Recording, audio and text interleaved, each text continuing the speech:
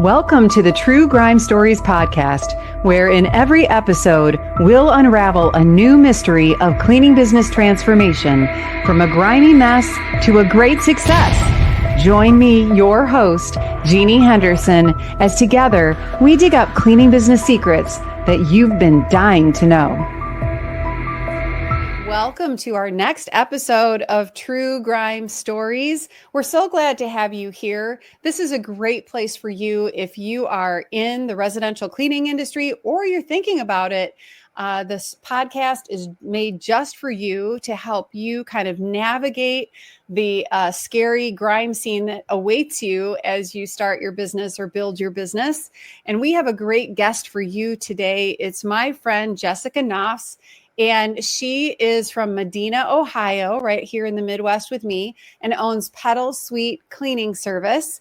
And we have been in cleaning business fundamentals for several years together.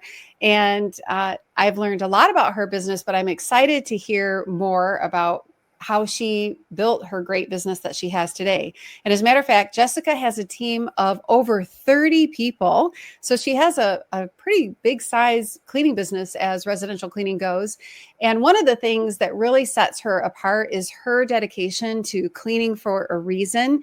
And Jesica has been very aggressive in offering a lot of services to cancer patients. She's been, very generous in that way, but then she also has done a lot to create awareness about the program and fundraising. So she's really making a difference.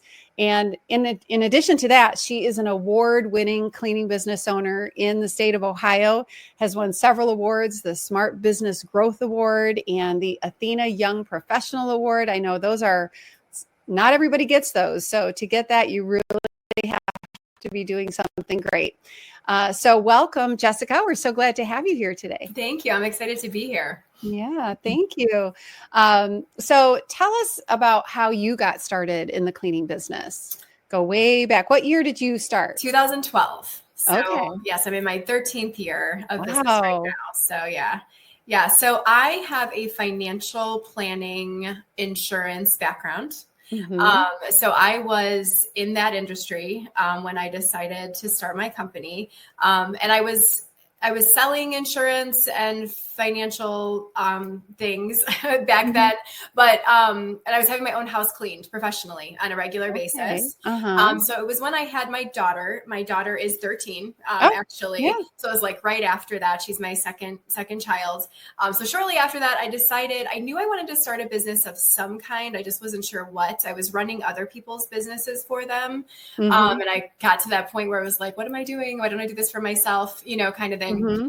And I decided to start a cleaning business based on my experience that I was having in my own home, kind of with a lack of quality, from that we all know about, right? Yeah, that makes a lot of sense. Yeah, I was probably one of the most difficult clients, like looking back, of course, as soon as I started my own company, I see it very differently now and then, and I'm like, wow, I was a real piece of work. Oh my goodness.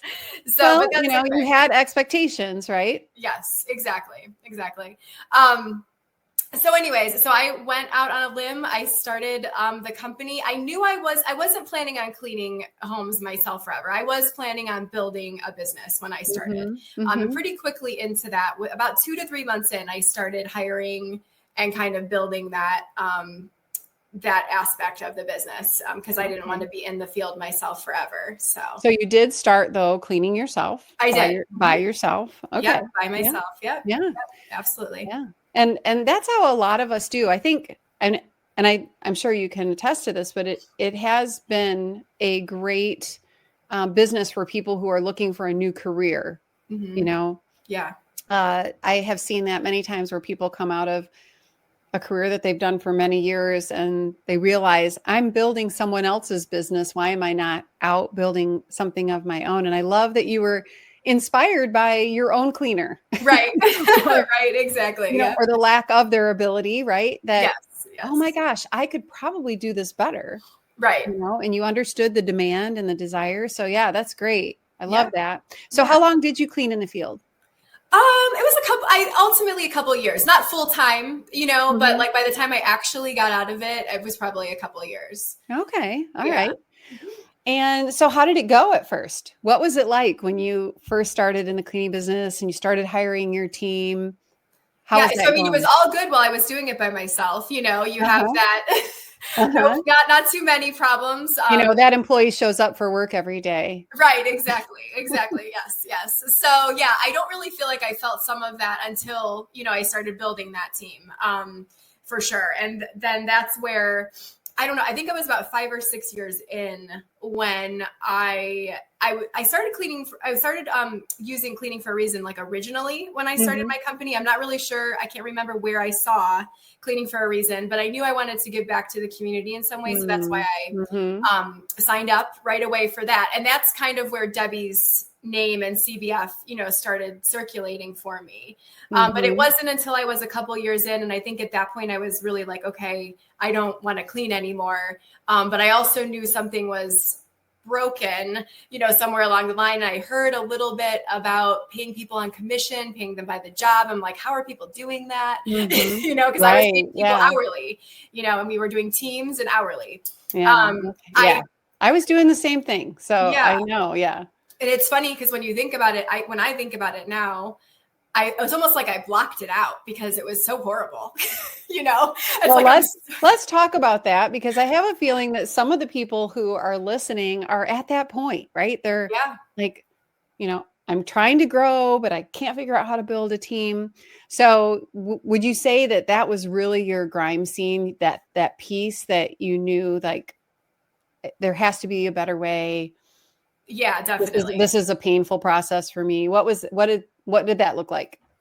Yeah, I just remember, it was very painful, and I knew it wasn't working. And I am the kind of person where if something's not working, I want to fix it. I want a different result. I don't want to just keep doing the same thing I'm doing and hope for the best, so I knew I couldn't keep doing what I was doing. So I was on a mission to find a solution. So, and then I got on a call with Debbie. CBF did not exist then. Oh my goodness. Yeah, there was no CBF back then. So that was super cool. I mean, the conversation was very personal. I think it's when she just started, coaching people and doing this kind of thing. So it was pretty awesome. And I signed up right away. I got to go to her office. And a very small group of us went to her office. Was that like Never Clean Again? I think it was actually before that. Oh my goodness. Wow. I guess I didn't realize that you went that far back with this program. That's amazing. Yeah. Well, that's part of the story though. So it was amazing and got me on track, helped me a ton. And then what started to happen is that I started to get involved in a couple other organizations and things where people weren't part of CBF and they had different ways of doing things. And I was following the system really well for quite a few years. And then I kind of got off track. I kind of started listening to like, oh, is that really the best way to do this? There's another way to do it. And look at this over here. Look at that over there. Yeah. Yes. Yeah.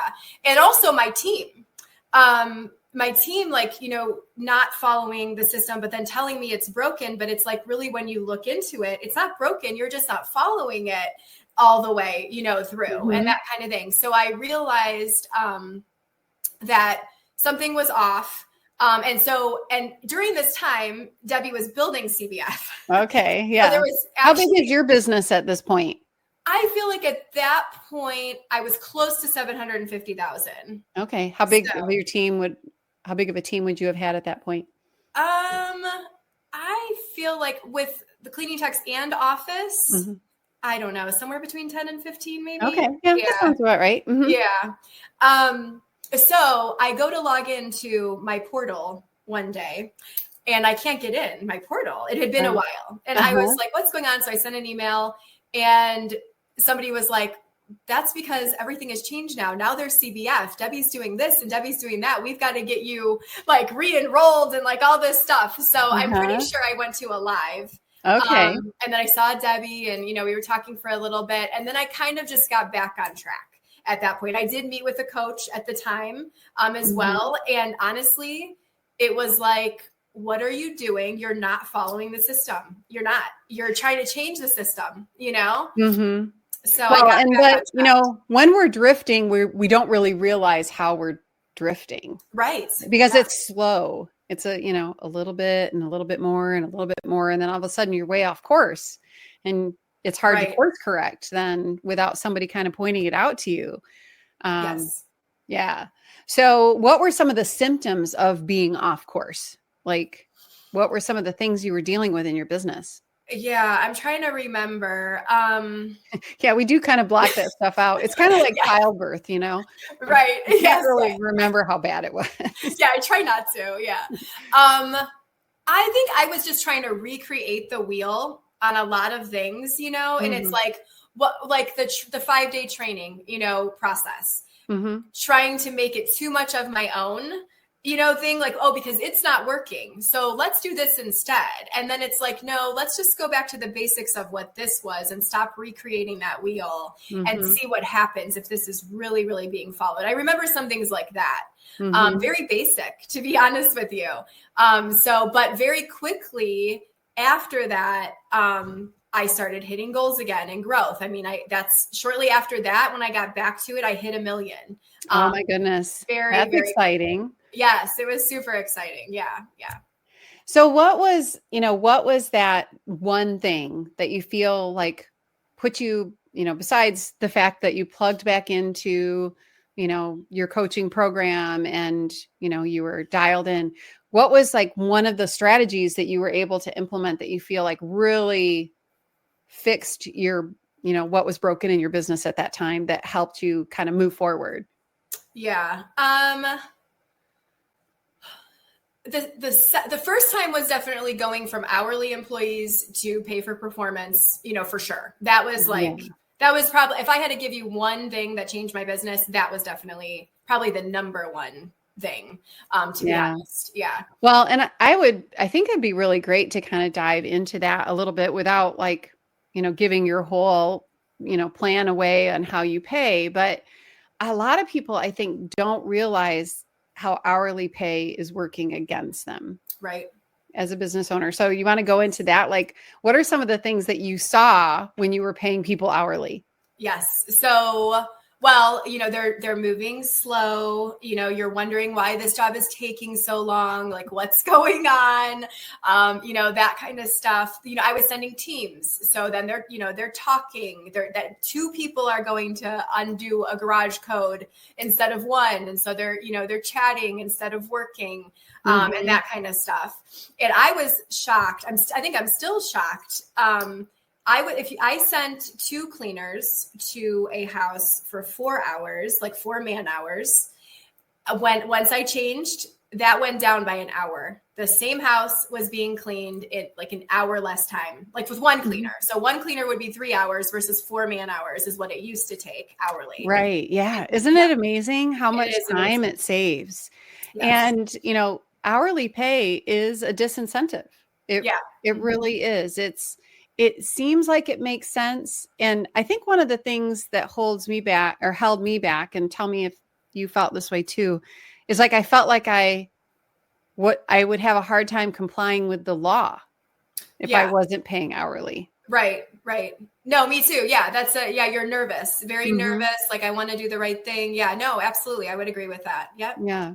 Yeah. And it is like, well, how do I show that I'm like following the law if I'm not paying them, by the clocked hour? And there's a lot of things that go against us in that. It could be our payroll service, or our accountant is telling us you can't do it that way, or your attorney doesn't understand it, so they don't go along with it. So there's a lot of detractors when you're trying to go from hourly pay to some, kind of a commission plan. Right. True.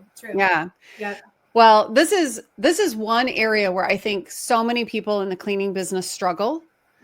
Whether they're using contractors or they're using employees, is the pay model, and how it can actually be working against you in such a big way. So I would like to dive deeper into this, but let's take a quick break and hear more about cleaning business fundamentals that has helped you so much. Sounds good. Is your cleaning business a grime story? There's no need to stay stuck in the muck because you're not alone. With over 500 active members and more than 500 graduates of our Cleaning Business Fundamentals program, CBF is the #1 cleaning business academy in the world and has created more mop-free millionaires than any program in the industry. Learn more and let CBF take your residential cleaning business from a grime story to a gleaming success. Welcome back, everyone, to True Grime Stories. We're here talking with Jesica with Pedal Suite Cleaning Service, who has shared with us her grime scene and how she started to find her way out of that through changing the way that she compensated her team members. And, you know, a lot goes into that. It's not just changing the way you pay, it's changing the way they clean, right? Teaching them how to be solo cleaners, all that kind of stuff. So when you started diving into that, I think one of the big things that holds people back is, how do I communicate with my team about that? Mm-hmm. I believe I met one-on-one with each of them at the time. It was a one-on-one situation to explain it. And, you know, some of them were confused. I think that from what I recall, again, it was a long time ago, but I think we did lose some, you know, but it was okay. It was okay. We built that back very quickly because even advertising the pay structure is a game changer as well. Yeah. Yeah. And when you realize that probably those people that you lost are not the people that you needed to get to where you are today. But when you have the right pay structure and you can advertise that, it attracts an entirely different group of people, doesn't it? Yes, it really does. Yeah. Yeah. So what was like night and day, what you were seeing, like walking in from when you'd place an ad? I mean, it was just a different, I don't know. I guess a different mentality. I don't know. I think the interview process even was less chaotic for some reason. You know, it just was better overall. The type of applicant, the mindset of the applicant, you know, going in, it was just different. Yeah. And we've experienced that too. I think that it just makes such a huge difference when you have the right pay system in place. Yeah. And so how do you prepare your team to go from, you know, working on a team, working hourly to, you know, being solo and commission? Because that's really, it sounds like the thing that kind of fixed your grime scene. Yeah. I mean, again, I think it was just really we laid it out really well with one-on-ones. And then obviously at the same time, changed all of our processes that we needed to for new hires, you know, as well. So then the new hires were pretty set to go, you know, it was a non-issue for them, you know, right. They were coming in ready to go on that. So I really think that's the bottom line.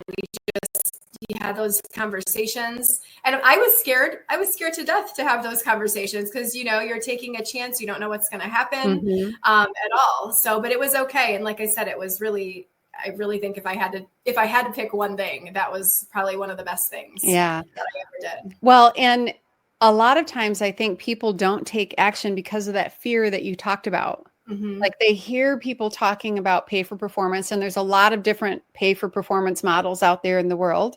But a lot of people don't do it because they're like, they assume the cleaners won't like it. Right. They assume they're going to quit. Yeah. But what would you say your cleaners say about this? Oh, now, I mean, they love it. Yeah, they absolutely love it. It's, there's no way. I mean, they make so much money, you know, and the other incentives that we, you know, throw in there besides their base pay, you know, as well. It's just so much for them to look forward to grow with the company. You know, they understand, like, they have a clear path because of how we pay as well. Right. And in our program in Cleaning Business Fundamentals, we call it empowered pay because it literally empowers people. Right. To kind of choose what they're going to make. Right. And so you know, it sounds like you probably made some big changes to your team as a result of that and have built this great team today. So how many cleaning technicians do you have now?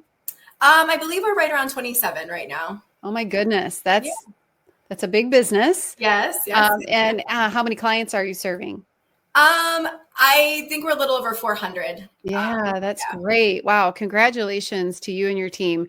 That doesn't happen without intention. Yes. Have you, like when you first started out, did you look at big businesses and think that, oh, they're lucky, or, oh, no. No. I probably did. I know what you're saying. Yeah. I'm definitely more of like, I know, I guess, or maybe I'm saying it now because I know now. I don't know. Mm-hmm. Right. But yeah, like the hard work that goes behind it is, yes. so much hard work. So yeah.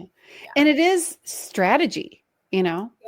I think, and you really went against the grain of the entire industry with what you did, because if you look out there, and you look at other cleaning businesses out there, they're all following the same model of, teams of 2, hourly pay. I talked to somebody yesterday that they have a fleet of vehicles with a team your size. I can't that's imagine. a lot of cars. Yeah. I cannot imagine. Yeah. Yeah. And, people think that, well, that's how you build a successful cleaning business. Because if you look around, that's how it's done. Mm-hmm. But, it's really paid off for you going against the grain, right? Yes. Absolutely. Yeah. Yep. Well, that's really inspiring, because I think a lot of people who do get into this business, and when you do start employing people, you want to provide great opportunity for people. So how has it changed your life going from where you were? You were selling insurance, financial services, to starting your cleaning business. That was a bit of a grimy mess at first, but now you've got it all cleaned up. How is your life today compared to when you first started out? Yeah, very different. I definitely didn't have the goals that I have now. Even when I started out, I didn't think I would get to this large of a company. I don't even think it was on my radar to go there. And now it's very inspiring to me. My team, inspires me. My cleaning techs, I have a cleaning tech. There's a video on my website on our employment page just last year. She's been with me for 3 years. She's very young and she just bought a house. And she did this video for us because she said, there's no way I could have bought a house if I didn't work here for the last 3 years, So yeah. So it's so awesome. So I want more of that. I want everybody to go buy a house. Yeah. Oh my gosh. What a gift. Yeah. That is so wonderful. And that's what we have the opportunity to do as business owners. But when we're caught in the grind, sometimes we just can't see that. And I love how you mentioned that once you kind of got out of that, grimy mess, that it kind of opens your eyes to the possibilities of what you can create. And Jesica is very involved in cleaning business fundamentals at the highest level. And, so when you start, hanging around with people who are building these larger businesses, it helps you to realize what's possible. Yes. Yep. Absolutely. I love having several people ahead of me to be chasing on their coattails and learning from them to help me grow. So I have very similar feelings of like, wow, I never thought that our business would be the size that it is today. Yeah. And now you've been able to go on and have a lot of, your own personal impact too, not just within the lives of your people, but in your community. Are you originally from that area? Yes, I am. Yep. Oh, that's awesome. I love being in my hometown too. It's like building a business in your hometown and making a difference for people. Yep. Tell us a little bit, for those people who don't know about Cleaning for a Reason. I think that this is a really great opportunity to be with someone like you who's making such a big difference in the organization, to learn a little bit more about Cleaning for a Reason. Yep. And how it got started, how it, impacts your business, and, just all that it means to you. Yep. So when I started the company 12 and a half years ago, however long ago it was, I knew I wanted a connection for charity, to do something, bigger within my company. And then I found Cleaning for a Reason, and I signed up right away. I was paying my monthly fee, or my donation, I should say. And so we just started. I think back then I probably was only cleaning 1 or 2 houses for free on a monthly basis, until I grew big enough to expand that number. And so I was like, the more we can do, the more houses we can clean for free, the better. And how can we promote this? Who can we tell in our community that's going to help us promote this? So I've always been very good with connecting myself with other people in the community who are going to support this as well, to get the word out about what we do. And then from there, I just slowly, as I got more employees and as my company grew, I would contact Cleaning for a Reason and say, I need more houses to clean for free. Keep adding, keep making that number bigger, as far as the number of houses that I can take on. And somebody asked me recently, how many houses are you doing? And I was like, to be honest with you, I don't know, because it's not something I track really. It's like, I want to do as many as we can. So leave that wide open and tell the world about it, and we'll figure it out. If these people call us and they want a free cleaning. So, And I think some people are hesitant because they're like, oh, well, I can't afford it. But it sounds like your business just makes room for it. And there's just always more room for it because you just keep growing along with your ability to serve.